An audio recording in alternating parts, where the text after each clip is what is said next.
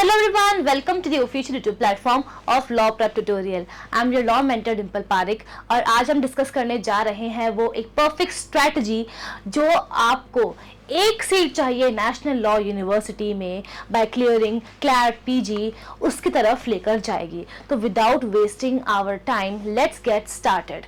आज हम डिस्कस करेंगे कि किस तरीके से आपको मंथ वाइज क्या क्या कवर करना है, कब आपको मॉक टेस्ट देना है, कब आपको सेक्शनल प्रैक्टिस करना है, कब आपको कॉन्सेप्ट्स बिल्ड करने हैं, ताकि एक परफेक्ट स्ट्रैटेजी आपके पास हो जिससे कि आप इस एग्जाम को इजीली क्रैक कर पाए. अब सबसे पहले हम चलते हैं अगस्त पे. अगस्त हमारे लिए बहुत इंपॉर्टेंट है. व्हाई? बिकॉज अगर कोई भी अभी शुरुआत कर रहा है तो आपके माइंड में एक क्वेश्चन होगा, can I crack CLAT PG in the next 4 months? The answer is definitely yes. तो अब शुरुआत कहां से करोगे? जब भी कोई भी कॉम्पिटिटिव एग्जाम हम देते हैं, शुरुआत हमेशा पास्ट ईयर क्वेश्चन पेपर्स के साथ ही होती है. बिकॉज वो हमें बताते हैं कि कैसे एग्जाम्स में क्वेश्चंस पूछे जाते हैं, एग्जामिनर वो कौन से एरिया जहाँ पर ज़्यादा फोकस करता है. फॉर एग्जाम्पल अगर आप देखोगे एनवायरमेंटल लॉ, इसमें ना पोल्यूटर्स पे प्रिंसिपल, प्रिकॉशनरी प्रिंसिपल, ये कुछ ऐसे प्रिंसिपल्स हैं जहां से हर बार क्वेश्चंस देखने को मिलते हैं.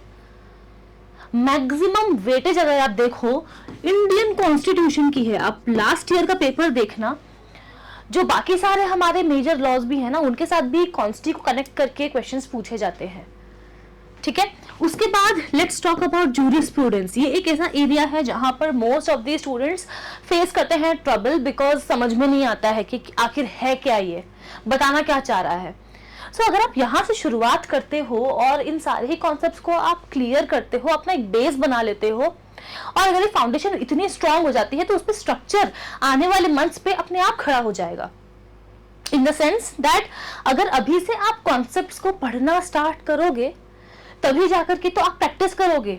जब आप प्रैक्टिस करोगे, आपके जो क्वेश्चंस है वो आप करेक्टली मार्क करोगे तो आपके अंदर कॉन्फिडेंस बिल्ड होगा. और अगर सेक्शनल टेस्ट में अच्छा करोगे तो फाइनली मॉक टेस्ट में भी आप अच्छा ही करोगे. और नवंबर जाते जाते आते आते नवंबर आपके अंदर एक अलग लेवल का कॉन्फिडेंस होगा कि यार मैंने तो कर लिया है, मुझसे हो पा रहा है, I will be able to do it. और इस कॉन्फिडेंस के लिए आपको शुरुआत अभी से करनी होगी. तो शुरुआत कहां से करोगे? प्रीवियस ईयर क्वेश्चन पेपर्स के साथ एनालाइज करोगे, देखोगे कहां से कैसा क्वेश्चंस पूछे जाते हैं और उस तरीके से आप पढ़ना स्टार्ट करोगे. अब जो पीवाईक्यू देख लोगे उसके बाद मैंने आपको बताया कुछ ऐसे इंपॉर्टेंट सब्जेक्ट्स हैं जैसे कि कॉन्स्टी हो गया, कॉन्ट्रैक्ट है, international law, then environmental law. Question आता ही आता है. जूरिस्प्रूडेंस फेवरेट है. तो ये आप सोच लो कि अगर आपने अभी तक कॉन्स्टी से शुरुआत नहीं की है तो शुरुआत आप कॉन्स्टी के साथ डेफिनेटली कर सकते हो और फिर धीरे धीरे करके आपको बाकी सारे सब्जेक्ट्स को भी कवर करना है. बिकॉज एक बात क्लियर होनी चाहिए आपके माइंड में कि अगस्त एंड सितंबर, ये जो हमारे 2 months हैं वो हमारे लिए बहुत ज्यादा इंपॉर्टेंट है.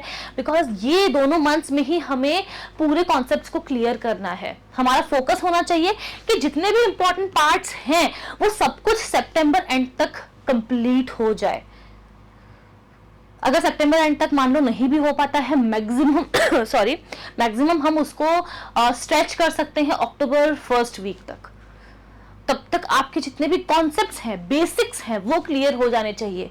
आप लॉ ऑफ कॉन्स्टिट्यूशन क्या कहता है, फंडामेंटल राइट्स क्या है, आर्टिकल 21 में क्या क्या चीजें हैं, वहां आपको अटकना नहीं है. फिर उसको बोलते हैं कॉन्सेप्ट क्लियरेंस. कहीं से भी क्वेश्चन आ जाए मैं कर लूंगा या मैं कर लूंगी.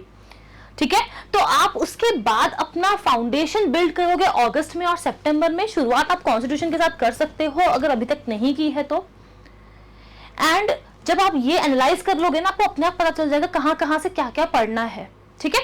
तो ये आपको कर लेना है. एंड ऑल्सो एक स्ट्रेटेजी मैं आपको बताती हूँ. बहुत सारे स्टूडेंट्स जो बोलते हैं कि मैम लैंडमार्क जजमेंट्स कैसे कवर करें. मैंने एक पर्टिकुलर वीडियो भी बनाया है इस पे कि आपको लैंडमार्क जजमेंट्स को कैसे कवर करना है.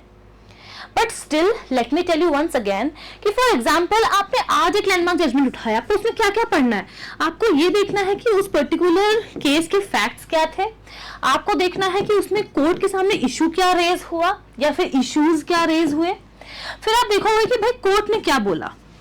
एंड एट द एंड आप ये देखोगे कि आज के वक्त पे उसकी रेलेवेंसी क्या है. इस तरीके से पढ़ा जाता है किसी भी लैंडमार्क जजमेंट को. तो अगर आप एक दिन में एक जजमेंट भी करते हो तो यानी कि ये कि 30 डेज में 30 जजमेंट हो जाएंगे. और 4 महीने हैं हमारे पास.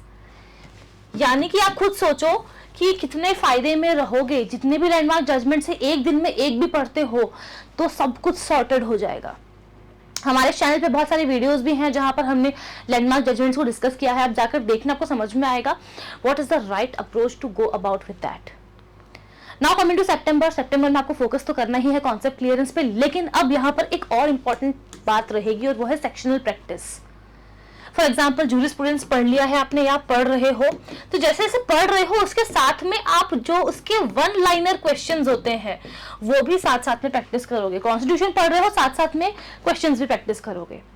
इससे आपका जो कॉन्सेप्ट है वो ज्यादा बिल्ड होगा। कई बार ना हम ये सोचते हैं कि प्रैक्टिस इसीलिए करना है ताकि हम ये जान सकें कि जो पढ़ा है वो हमें आता है कि नहीं। No, that is not the right approach. जब हम प्रिपरेशन कर रहे थे तो हमें यही समझाया गया था, हमारे फैकल्टी ने यही समझाया था कि आप प्रैक्टिस करते हो ताकि अगर कोई ऐसा पॉइंट है जो आप थ्योरी पढ़ते वक्त भूल गए हो, क्लास में नहीं कर पाए हो, तो वो आपको एमसीक्यू से पढ़ के याद आ जाएगा। ठीक है, तो हम क्या करते थे कि पहली बार एमसीक्यू किया, आंसर्स देख के पढ़ लिया, आंसर्स देख के उसको कर लिया, वहां पर कोई भी टिक नहीं किया, और फिर बाद में कुछ दिनों बाद में जब वो टॉपिक्स भी हम पढ़ लेते थे उसके बाद देखते थे कि हमें याद है कि नहीं है। इस तरीके से पढ़ते थे। ठीक है, तो आप प्रैक्टिस कर रहे हो इसलिए ताकि जो भी और चीजें हैं किसी भी टॉपिक के अराउंड आप उसको कवर कर पाओ, राइट। एंड ऑल्सो भूलना नहीं है कि चाहे अगस्त हो, सितंबर हो, अक्टूबर हो, नवंबर हो, एक चीज कांस्टेंट रहेगी और वो है लैंडमार्क जजमेंट्स, क्योंकि जो इसकी मैथ्स है इसके पीछे वो मैं आपको ऑलरेडी बता चुकी हूँ। ठीक है, now coming to the month of October मैंने आपको कहा कि अगर सितंबर लास्ट वीक तक नहीं हो पाता है किसी कारणवश तो अक्टूबर का फर्स्ट वीक भी आप ले सकते हो आपका कॉन्सेप्ट क्लियर करने में। लेकिन अक्टूबर में आपका जो मेजर फोकस है वो शिफ्ट होना चाहिए towards giving mock test. Mock test देने के बहुत सारे फायदे होते हैं। मॉक टेस्ट दोगे तो आपको पता चलेगा वेयर डू यू स्टैंड। जो पढ़ रहे हो वो दिमाग में फिट भी हो रहा है कि नहीं हो रहा है हमारे, हम उसको अप्लाई कर पा रहे हैं कि नहीं कर पा रहे हैं। ऑल्सो जैसे जैसे जितने मॉक टेस्ट दोगे उतना उतना आपकी स्पीड इंक्रीज होती रहेगी। बट हमें सिर्फ स्पीड ही इंक्रीज नहीं करनी है, हमें सिर्फ और सिर्फ पेपर को कंप्लीट नहीं करना है, हमें ये भी समझना है कि ऐसे कौन से सेक्शंस हैं या ऐसे कौन सा क्वेश्चंस हैं जो एग्जामिनर चाहता है कि हम एग्जाम में अटेम्प्ट ना करें, छोड़ के आ जाए। ईगो पे नहीं लेना है किसी भी क्वेश्चन को, नहीं हो पा रहा है, बहुत ज्यादा टाइम कंज्यूमिंग है, ठीक है, छोड़ दिया। और स्पीड के साथ हमें मेंटेन करनी होगी एक्यूरेसी को भी।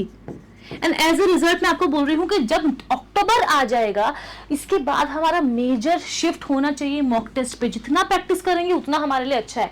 हर मॉक टेस्ट के साथ हम एक नई गलती करेंगे और हर एक मॉक टेस्ट जो आप उस गलती के बाद दोगे उसमें यू विल मेक श्योर कि उस गलती को आप दोहराओगे नहीं।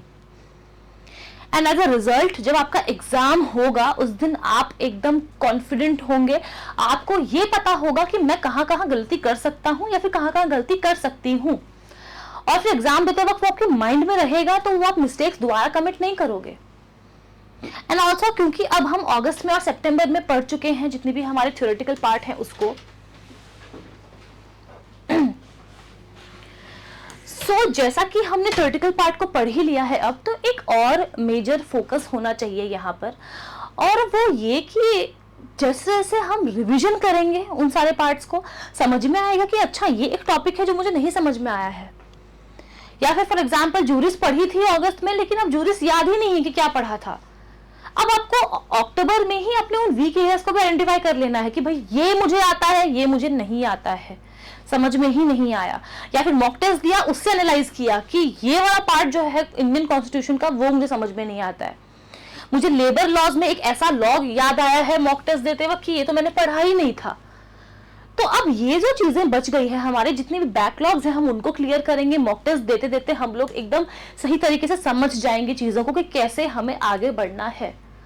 तो वीक एरियाज पे फोकस करेंगे, रिवीजन करते रहेंगे, मॉक टेस्ट देंगे। मॉक टेस्ट दोगे तो आपको हर बार हर मॉक टेस्ट के साथ एक नया टॉपिक मिलेगा जिससे कि आपको समझ में आएगा कि अच्छा ये टॉपिक भी पढ़ना है।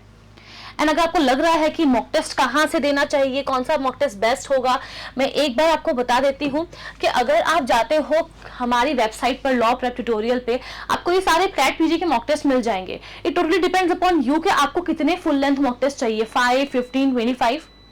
ठीक है। एंड एज अ रिजल्ट आप जो एक्सपर्ट्स ने आपके लिए बनाया है एकदम टॉप नॉच रीसेंट सिलेबस के हिसाब से, वो सारे मॉक टेस्ट आपको मिल जाएंगे। सो मॉक टेस्ट देना इज क्वाइट इंपॉर्टेंट। अब हम आगे बढ़ते हैं नवंबर पे। ये ऐसा मंथ है जो हमारे लिए बहुत इंपॉर्टेंट है, बिकॉज एग्जाम के दिन हमें क्या स्ट्रेटजी अप्लाई करनी है वो यही मंथ हमें सिखाएगा।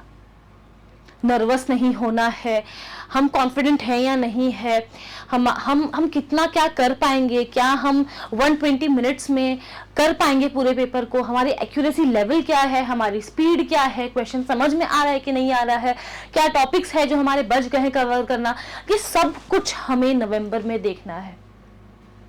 मॉक टेस्ट कांस्टेंट रहेगा, 1 जजमेंट पर डे कांस्टेंट रहेगा यहां पर भी, लेकिन अब आप स्ट्रेटजी बनाओगे कि आपको पेपर कैसे देना है और उन स्ट्रेटजीज को आप अपने हर मॉक टेस्ट में अप्लाई करोगे। फिर आपको नजर आएगा कि अच्छा this strategy is not working for me, let's shift to the next one. And this is how नवंबर में आप जाके एक पूरी तरीके से तैयार हो जाओगे एग्जाम देने के लिए। बट अभी भी एंड नहीं हुआ है। व्हाई? बिकॉज दिसंबर में भी हमारा एग्जाम 7 दिसंबर को है। इसका मतलब 7 दिन और बचे हैं। अब इन 7 दिनों में क्या करोगे? तो कुछ स्टूडेंट्स ऐसा करते हैं कि 1 मॉक पर डे, बट मैं ये रिकमेंड नहीं करूंगी आपको कि आप रोज एक मॉक टेस्ट दो। मॉक टेस्ट देने का मतलब होता है मॉक टेस्ट देना और एनालाइज करना। जब आप नवंबर में अक्टूबर में मॉक टेस्ट दे रहे होगे ना, याद रखना कि उसका एनालिसिस होना चाहिए साथ में। कहाँ मिस्टेक की है, क्या मिस्टेक की है, क्या हम नेक्स्ट मॉक में ठीक कर सकते हैं, और जो जो चीजें गलत हुई है उसका रिविजन, उसको पढ़ना। और ठीक है, तो ये सब कुछ हमें करते जाना है। सो अब जो ये 7 डेज हमारे पास बचेंगे उसमें हम एकदम लाइट रिवीजन करेंगे। अगर आपको नोट्स बनाना पसंद है, अगर आप नोट्स बनाते हो तो बहुत अच्छी बात है। इन 7 दिनों में नोट्स आपके बहुत काम आएंगे। बुलेट पॉइंट्स में जो जो आप पढ़ रहे हो, आपने जो 1 मंथ में 30 जजमेंट्स पढ़े हैं और इसी तरीके से जो आपने 4 मंथ्स में जजमेंट्स पढ़े हैं, उसको अगर बुलेट पॉइंट्स में आपने नोट डाउन कर लिया है, उसकी रिवीजन आपको यहाँ पर हेल्प करने वाली है लाइट रिवीजन में। And now is the time जब आप अपने आप को पॉजिटिव रखोगे और ये समझोगे कि आई कैन डू इट। मैंने इतनी मेहनत की है अगस्त से लेकर के यहाँ तक पहुंचने में। PYQs देखे, फाउंडेशन मैंने बिल्ड किया, जजमेंट्स पढ़े रोज मैंने, सेक्शनल टेस्ट दिए, मॉक टेस्ट दिए, बैकलॉग क्लियर किया, वीक एरियाज को कवर किया, रिवीजन पे रिवीजन किया। And now is the time जब आपको उसका फल मिलने वाला है। सो आप रिलैक्स्ड रहोगे, बहुत ज़्यादा अपने माइंड को हम स्ट्रेस नहीं देंगे इन 7 डेज में। ठीक है, and yes that is all about it. अगर आपको फिर भी कोई डाउट है आप मुझे कमेंट करके पूछ सकते हैं। So thank you so much. I will see you all in the next session.